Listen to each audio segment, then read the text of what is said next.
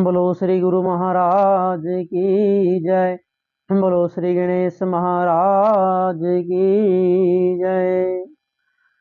सूत जी बोले, हे महर्षियों, आज मैं आप सबको गणेश जी के जन्म के बारे में बताता हूँ। एक समय जब पार्वती जी की जय विजय नाम की दो सहेलियां थी, वे आपस में विचार करने लगी कि जितने भी गण हैं वो सभी शिव शंकर के हैं और वो शिव शंकर की ज्यादा आज्ञा मानते हैं। वो हमारे भी गण हैं, परंतु उनसे हमारा मन नहीं मिलता। तो जो पार्वती माँ की जय विजय नाम की दो सहेली थी, वो बोल ली पार्वती को कि हमारे जो गण हैं वो वैसे तो सबके सब शिव शंकर भगवान के हैं और उनसे हमारा मन नहीं मिलता, इसलिए हे पार्वती, आपको भी हमारे लिए गण की रचना करनी चाहिए। जब सखियों ने पार्वती जी से ऐसा वचन कहा, तब उन्होंने इस पर ज्यादा विचार नहीं किया। जब एक दिन मां पार्वती स्नान कर रही थी और नंदी जी द्वार पर थे, तो शिव शंकर जी आ गए। शिव शंकर जी ने नंदी को डराया धमकाया और शिव शंकर जी अंदर आ गए। शंकर जी को आता देखकर स्नान करती हुई जगजननी पार्वती उठकर खड़ी हो गई। उस समय मां पार्वती को बड़ी लज्जा हुई, वे एकदम आश्चर्य चकित हो गई। उसी समय मां पार्वती को अपनी सहेलियों की बात याद आ गई। उस समय ऐसी घटना हुई, परम माया परमेश्वरी पार्वती ने मन में ऐसा विचार किया कि मेरा कोई ऐसा सेवक होना चाहिए जो शुभ हो और सिर्फ मेरी ही आज्ञा मानता हो और ना ही किसी से डरता हो। यूं विचार करके पार्वती मां ने अपने शरीर के मैल से एक ऐसे चेतन पुरुष का निर्माण किया जिसमें सभी अच्छे लक्षण थे, उसके सभी अंग सुंदर थे। देवी ने उसको बोला कि तुम मेरे पुत्र हो, मेरे अपने हो, तुम्हारे समान प्यारा मेरा यहां कोई दूसरा नहीं। पार्वती मां के ऐसा वचन कहने पर उस पुरुष ने पार्वती मां को नमस्कार किया और गणेश ने कहा, हे मां, आज आपको कौन सा कार्य आ पड़ा, मैं उसे अवश्य करूंगा। गणेश के यूं पूछने पर पार्वती जी ने अपने पुत्र को उत्तर दिया और बोली, हे पुत्र, तुम मेरे पुत्र हो, आज से मेरी बात सुनो। आज से तुम मेरे द्वारपाल हो जाओ। मेरी आज्ञा के बिना कोई भी महल के अंदर ना पाए, चाहे वह कहीं से भी हो, कोई भी हो। आज से तुझे मेरी यह बात माननी पड़ेगी। यूं कहकर मां पार्वती ने गणेश के हाथ में एक छड़ी भी दे दी। फिर दंडधारी गणराज को अपने द्वार पर स्थापित कर दिया। तब गणेश जी छड़ी हाथ में लेकर द्वार पर पहरा देने लगे। उधर पार्वती ने अपने पुत्र गणेश को दरवाजे पर खड़ा करके अपने सखियों के साथ स्नान करने के लिए अंदर चली गई। जिस समय मां पार्वती स्नान कर रही थी, उसी समय शिव शंकर महाराज अपने गणों के साथ आ गए और द्वार पर आ पहुंचे। गणेश महाराज जी शिव शंकर को पहचानते नहीं थे और बोले, हे देव, माता की आज्ञा के बिना तुम कैसे अंदर जा रहे हो? माता स्नान कर रही है, तुम कहां जाना चाहते हो? वापिस लौट जाओ। ये कहकर गणेश ने उन्हें रोकने के लिए छड़ी हाथ में ले ली। उन्हें ऐसा करते देख शिव बोले, हे मूर्ख, तू किसे रोक रहा है? क्या तू मुझे नहीं जानता? मैं शिव शंकर हूं। फिर शिव के गणों ने गणेश जी को समझाया कि तू नया द्वारपाल लगता है, इसलिए हम तुम्हारे साथ लड़ाई नहीं कर रहे, अन्यथा हम तुम्हें मार कर भगा देते। अब कुशल इसी में है कि तुम अपने आप यहां से हट जाओ। ये बात सुनने पर भी गणेश जी वहां से नहीं हटे। तब शिव शंकर ने अपने गणों से कहा कि तुम इसके बारे में पता करो, यह कौन है, यहां पर कैसे खड़ा हुआ है और कहां से आया है। तब शिव के गणों ने पता लगाया और शिव शंकर को बताया कि ये मां पार्वती के पुत्र हैं और उनकी आज्ञा से द्वारपाल के रूप में बैठे हैं। परंतु लीला रचने वाले शंकर भगवान उस समय लीला करना चाहते थे और शिव शंकर भगवान के गणों को घमंड आ गया था और उनका घमंड भी दूर करना चाहते थे। फिर शिव की आज्ञा से शिव के गणों ने गणेश जी के साथ युद्ध किया। शिव के सारे गणों को गणेश जी ने युद्ध में हरा दिया। देवताओं ने भी गणेश के साथ युद्ध किया, उनको भी युद्ध में गणेश जी ने हरा दिया। फिर खुद शिव शंकर महाराज जी गणेश जी के साथ युद्ध करने के लिए आ गए। फिर गणेश और शिव शंकर भगवान में घोर युद्ध हुआ। अंत में शिव शंकर ने अपने त्रिशूल से गणेश जी का सिर काट दिया। जब यह समाचार पार्वती जी को मिला तो वे गुस्सा हो गई और बहुत सी शक्तियों को उत्पन्न करके उन्होंने बिना विचार किए प्रलय करने की आज्ञा दे दी। फिर तो शक्तियों द्वारा प्रलय मचाई जाने लगी। उन शक्तियों की ज्वाला से सभी दिशाएं दग्ध हो गई। इसे देखकर सभी देवता, ऋषि मुनि और शिव के गण भयभीत हो गए। तब मुनि ने देवताओं सहित शंकर को प्रणाम किया और इस विषय के बारे में सबको विचार करने के लिए बोला। तब वे सभी देवता नारद मुनि की बात सुनकर सलाह करने लगे कि इस दुख को कैसे दूर किया जाए। फिर सबने विचार किया कि जब तक मां पार्वती कृपा नहीं करेंगी तब तक सुख प्राप्त नहीं होगा। फिर सब ऋषि मुनि और कुछ देवता मिलकर मां पार्वती के पास गए। उन्होंने उनको नमस्कार किया और मां पार्वती का क्रोध शांत करने के लिए बोला, हे जगदम्बे, तुम्हें नमस्कार है। हे चंडिके, तुम्हें नमस्कार है। तुम्हें बारंबार नमस्कार है। हे मां पार्वती, हे मां पार्वती, हे अंबिके, क्षमा करो, क्षमा करो। तुम्हारे स्वामी शिव भी तो यहीं स्थित हैं, तनिक उनकी ओर भी ध्यान दो। हम लोग ये ब्रह्मा विष्णु आदि देवता सारी प्रजा सब तुम्हारे ही हैं। हे माता, हमारी ओर थोड़ा ध्यान दो। हे माता, हम सबका अपराध क्षमा करो।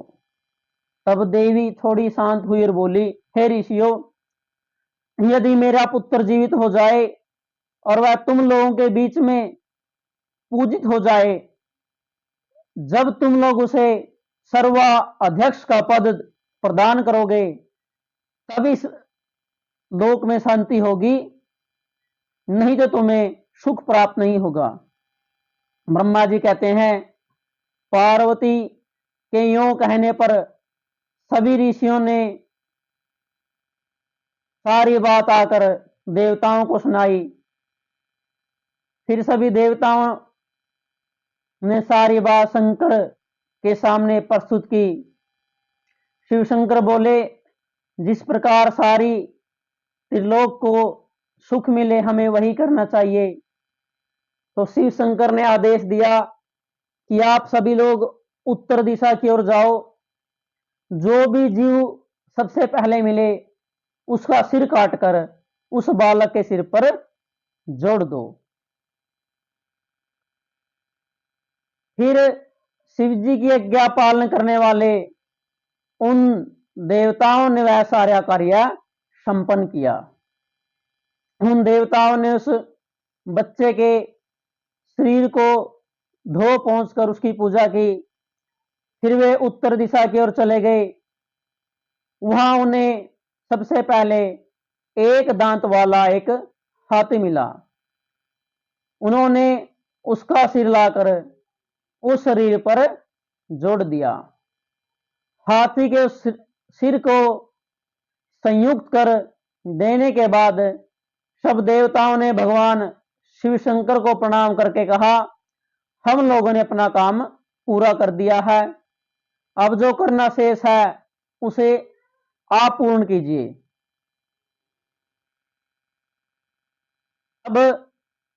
तब ब्रह्मा विष्णु आदि सभी देवता अपने स्वामी निर्गुण स्वरूप भगवान शंकर से बोले हे प्रभु, आपके तेज से ही हम पैदा हुए हैं, आपका वही तेज वेद मंत्र के अभियोग से इस बालक में प्रवेश करे। इस प्रकार सब देवताओं ने वेद मंत्रों द्वारा जल को पढ़ा। फिर शिव भगवान को याद करके उस उत्तम जल को बालक के शरीर पर छिड़क दिया। उस जल का स्पर्श होते ही वह बालक शीघ्र ही उठ खड़ा हुआ। जब वह बालक खड़ा हुआ उसका मुख हाथी का सा था, शरीर का रंग हरा लाल था, चेहरे पर प्रसन्नता थी, उसकी सुंदर प्रभा फैल रही थी। पार्वती नंदन उस बालक को जीवित देखकर वहां उपस्थित सब लोग प्रसन्न हो गए। अपने पुत्र को जीवित देखकर पार्वती जी भी अति प्रसन्न हो गई। बोलो श्री गणेश महाराज की जय। पार्वती द्वारा गणेश जी को वरदान और उनको सबसे पूज्य मानना और गणेश चतुर्थी व्रत का वर्णन। ब्रह्मा जी कहते हैं अपने पुत्र को देखकर पार्वती देवी आनंदमय हो गई। फिर अंबिका ने प्रसन्न होकर अपने पुत्र गणेश को अनेक वस्त्र और आभूषण दिए। इस प्रकार शिव पत्नी पार्वती देवी ने अपने पुत्र का सत्कार करके उसका मुख चूमा और वरदान देते हुए कहा बेटा, इस समय तुझे बड़ा कष्ट झेलना पड़ा, किंतु अब तू कृतकृत्य है, तू धन्य है। अब सब देवताओं में तेरी सबसे पहले पूजा होगी और तुझे दुख का सामना नहीं करना पड़ेगा, क्योंकि इस समय तेरे मुख पर सिंदूर दिख रहा है। इसलिए मनुष्यों को सदा सिंदूर से गणेश जी की पूजा करनी चाहिए। जो मनुष्य फूल, चंदन, सुंदर गंध, नैवेद्य, आरती, चावल दान से परिक्रमा और नमस्कार करके गणेश की पूजा करेगा, उसे सारी सिद्धियां हस्तगत हो जाएंगी और उसके सभी दुख दूर हो जाएंगे। ब्रह्मा जी कहते हैं मैं पार्वती देवी ने अपने पुत्र गणेश से यूं कहकर उसे अनेक प्रकार की वस्तुएं दी। तब शिव शंकर ने गणेश जी को अपनी गोद में बिठाया और बोले, यह मेरा दूसरा पुत्र है। तब गणेश ने भी उठकर शिव के चरणों में नमस्कार किया। फिर शंकर, फिर विष्णु, ब्रह्मा आदि ने गणेश जी को वरदान देते हुए बोला, जैसे इस त्रिलोक में हमारी पूजा होती है, उसी तरह अब इस लोक में गणेश जी की पूजा होगी। परंतु मनुष्यों को चाहिए कि सबसे पहले गणेश की पूजा करे, फिर हम लोगों की पूजा करे। ऐसा करने से ही हम लोगों की पूजा संपन्न मानी जाएगी। यदि कहीं कोई इनकी पूजा न करे और सीधे हमारी पूजा करेगा, तब उसे उसका फल नहीं मिलेगा। ब्रह्मा जी कहते हैं, तब ब्रह्मा, विष्णु और शंकर आदि सब देवताओं ने मिलकर पार्वती को प्रसन्न करने के लिए गणेश को सर्वाध्यक्ष घोषित कर दिया। तब शिव जी ने कहा, गिरिजानंदन, निसंदेह मैं तुझ पर प्रसन्न हूं। मेरे प्रसन्न हो जाने पर अब तू सारे जगत को ही प्रसन्न समझ। अब कोई भी तेरा विरोध नहीं कर सकता। तू शक्ति का पुत्र है और तेजस्वी है। बालक होने पर भी तूने महान पराक्रम प्रकट किया, इसलिए तू सदा सुखी रहेगा। विघ्न नाश के कार्य में तेरा नाम सबसे श्रेष्ठ होगा। अतः अब मेरे संपूर्ण गणों का अध्यक्ष भी तू ही रहेगा। इसके पश्चात महात्मा शंकर अत्यंत प्रसन्नता के कारण गणेश को वरदान देते हुए बोले, हे गणेश्वर, तू भाद्रपद की कृष्ण पक्ष की चतुर्थी तिथि को चंद्रमा शुभोदय होने पर उत्पन्न हुआ है। जिस समय गिरिजा के सुंदर चित्त से तेरा रूप प्रकट हुआ, उस समय रात्रि का प्रथम प्रहर था। इसलिए उसी दिन से आरंभ करके उसी तिथि में तेरा उत्तम व्रत करना चाहिए। यह व्रत परम शोभन तथा संपूर्ण सिद्धियों को प्रदान करता है। वर्ष के अंत में जब पुनः वही चौथ तिथि आ जाए, तब तक मेरे कहे अनुसार तेरे व्रत का पालन करना चाहिए। जिन्हें संसार में अनेकों प्रकार के सुख चाहिए, उन्हें चतुर्थी के दिन भक्ति पूर्वक तेरा पूजन करना चाहिए। जब माघ के महीने में कृष्ण पक्ष की चतुर्थी आ जाए, तब उस दिन सुबह स्नान करके व्रत के लिए ब्राह्मणों से निवेदन करें। फिर विधि से व्रत करें। फिर या तो धातु की हो, मूंगे की अथवा मिट्टी की मूर्ति बनाकर उसकी प्राण प्रतिष्ठा करें और भक्ति भाव से उसकी पूजा करें। फिर रात का पहला प्रहर बीत जाने पर स्नान करके हरी दूब से पूजन करना चाहिए।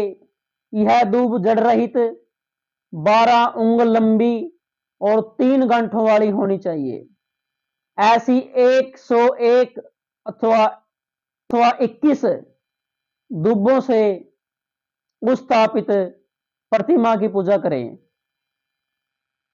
फिर धूप दीप आदि से भी गणेश की उस मूर्ति की पूजा करें। फिर खुश होकर ब्राह्मणों का पूजन करें, उन्हें भोजन आदि खिलाएं।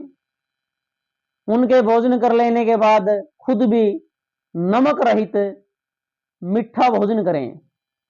श्री गणेश महाराज जी को याद करके और सब नियमों द्वारा गणेश का विसर्जन कर दें। इस प्रकार करने से यह व्रत पूर्ण होता है। यूं व्रत करते करते जब वर्ष बीत जाए तब व्रत करने वाले मनुष्यों को चाहिए कि यह व्रत की पूर्ति के लिए व्रत का उद्यापन करें। इसमें शिव की आज्ञा के अनुसार 12 ब्राह्मणों को भोजन कराना चाहिए। व्रत करने वालों को चाहिए कि वह एक कलश स्थापित करे, उसमें गणेश की मूर्ति की पूजा करे।